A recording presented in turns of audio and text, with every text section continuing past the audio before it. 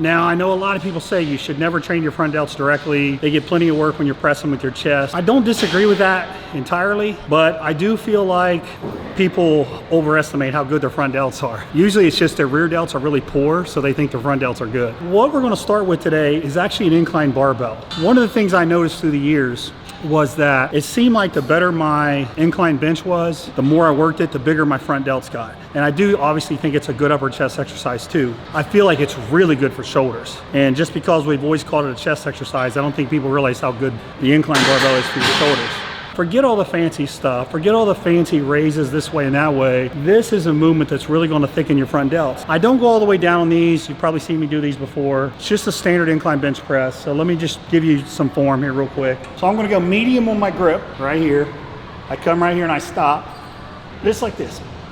So nothing fancy there. You can turn your elbows in if you want. You're going to get a little bit more tricep and actually upper pec, but I don't want you flaring them all the way out. I feel like that's a lot of pressure on your insertion right here. So instead of here or here, I want you somewhere in the middle, like right here. When you come down and stop, about right here. That's actually just to preserve your shoulder health. You'll find that just stopping right there keeps your rotator cuff from getting beat up. This is going to be your first movement, and you're going to go up to a heavy 6 to 8 reps. I don't feel like there's any benefit for hypertrophy when you go below 6 reps. I think you want to keep your reps up, 6, 8, maybe even some 10s. But work up to a real heavy set as your last set. Take as many sets as you need to get there, but your last set should be a brutally hard 6, 7, 8 reps. All right, exercise number 2 is a high incline Smith press. I feel much better doing these on a Smith machine because when I do these with a regular free weight barbell, my shoulders literally feel like a bomb went off in them the next day. Risk versus reward. Sorry, I don't want to wake up feeling that way. These I feel pretty good with as long as I keep the bar in real close. So as I'm lowering it, I'm here. I find that when I get out too far, it also creates a lot of shoulder pain for me. So I prefer to do these safely. I also only do half reps. I only take them to right here. If I come down and I get this rotation in my shoulder, same thing, a lot of pain the next day. So I have found the range of motion that works best for me.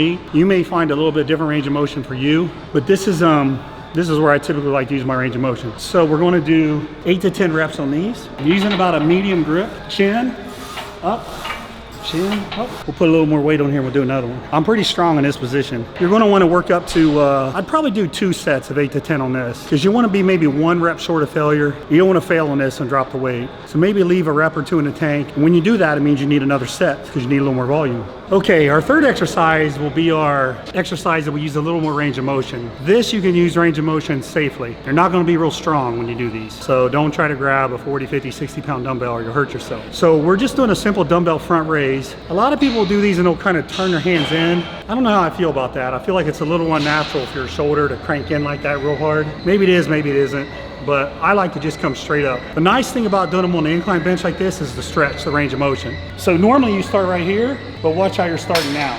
You see how your front delt is stretched? So now we can safely get more range of motion. So right here, if you come up more toward here, you start engaging a lot of other muscles. So I would keep it about right there. Make sure when you're coming up, you're really flexing your front delt, okay? And again, if you want to twist, you can. I'm personally not a big fan of that. I like to go a little higher reps on these. So we've got the heavy, the incline barbell, the high incline Smith. We've got the kind of the heavy loading stuff out of the way. Now let's take our reps up, 12 reps, 15 reps. The thing is when you take your reps up that high, you're going to be using a lighter weight, which means you got to get closer to failure. So you're going to have to work through the burn.